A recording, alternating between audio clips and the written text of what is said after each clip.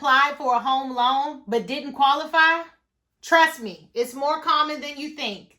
Now let me tell you how you can overcome that challenge.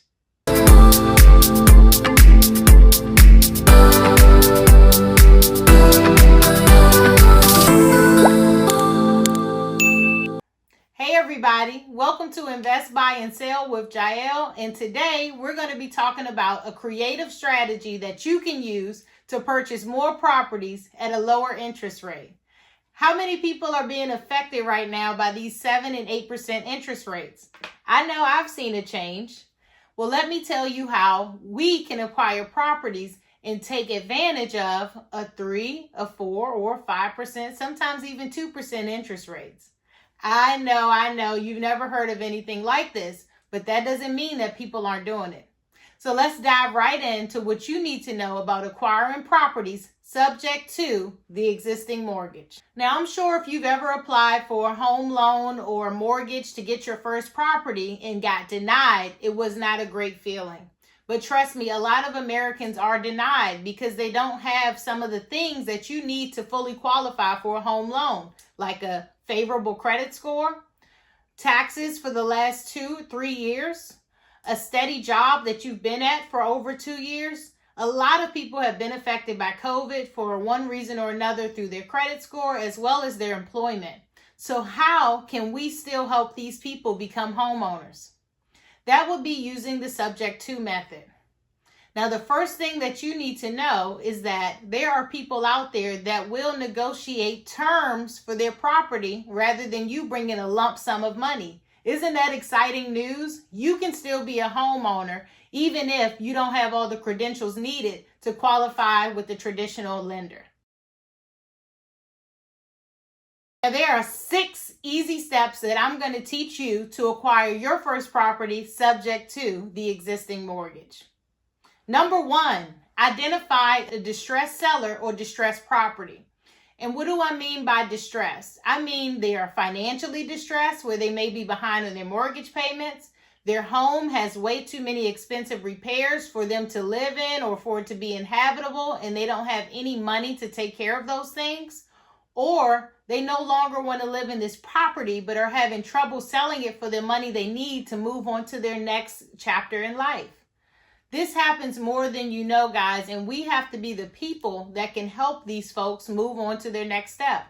Listing your home on the market does not always work for everyone because the numbers just don't make sense. Number 2, find a favorable interest rate. Once I find a seller that's in some sort of distress, I'm going to ask them, what is their interest rate? What is their current mortgage balance? What are they paying monthly? To see if there's a different way that I can help them so they can stop getting these lowball offers from investors and wholesalers on the market. I'm coming with a solution that is going to solve their problems. So what do I mean by a favorable interest rate? Right now, I like anything 5% or less. If I can find a 2 or 3%, wow, absolutely amazing. And guess what, guys? They are out there. A lot of people are holding on to their 2 and 3% interest rates. I know that sounds great in this market. Number 3, you're going to want to negotiate the terms that you came up with to this seller. Create a business plan to figure out what you can offer this seller that makes sense for what they told you, what they need to do next. There's not a one-size-fits-all, so make sure that you listen intently to your seller to form a great business plan and then present them with terms that make sense for what they're looking to do next, whether that be moving into a new state, downsizing to another home, or just being rid of this property and moving into a rental. There's so many different things that sellers want to do, and we can help them achieve those goals. Number 4, we're going to now agree and close on this property.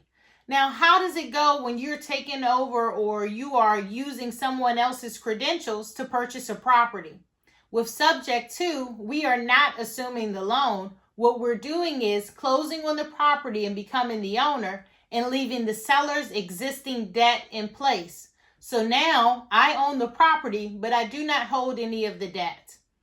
A lot of sellers always ask, well, how will I get a new property? What happens next? Once I make payments and do this through a third-party servicing company, your debt to income ratio has been reduced by 80% because you are not responsible for making the payments. I am. And with that track record, I'm also able to increase your credit.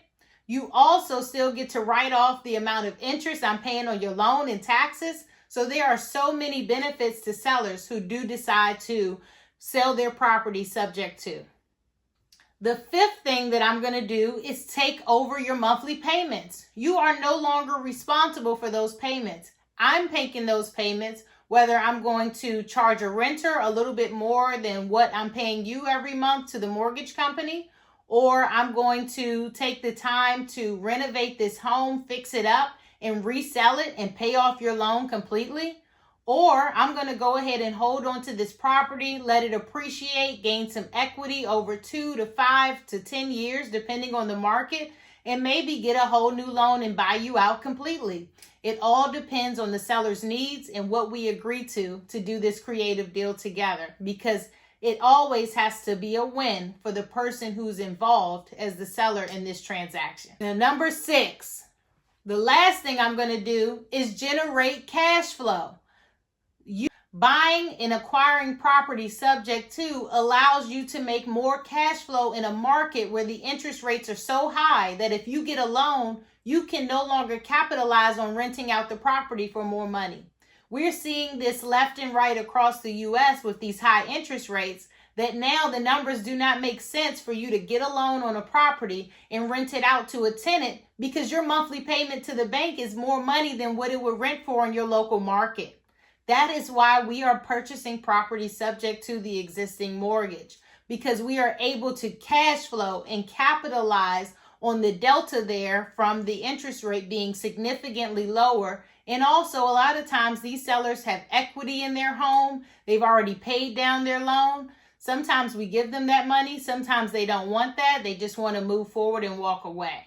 There are so many ways that we can structure this deal to work for you as the seller. Here's why I'm sharing this with you all. I want you to be successful in real estate, and this is an absolutely life-changing strategy because now we are able to purchase properties with no debt in our name.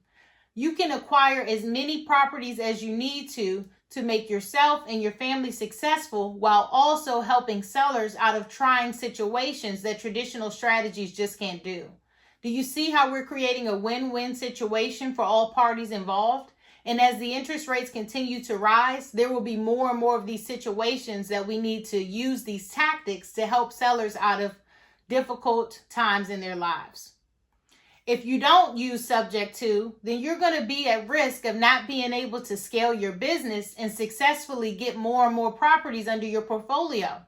Just think about how long it takes the average American to save $50,000 as a down payment to buy a property. If you use that strategy to purchase all your properties, you may only have 2 properties in your lifetime. Whereas with the subject to strategy, I can acquire multiple properties every year with 0 debt in my name. That is absolutely powerful. If you gained any insight from this video, don't forget to click the like, share, and subscribe button so that we can reach as many people as possible. Also, if you've ever done a sub-2 deal, comment sub-2 down below so that people know who to reach out to if they need some help structuring their next sub-2 deal. I can't wait to hear from you guys. Let me know when you have your first deal so I can help you out in any way possible. Make sure you get notified for the next videos because we're going to talk about exit strategies and all of the different things that you can do to generate more cash flow every single month. See you next time.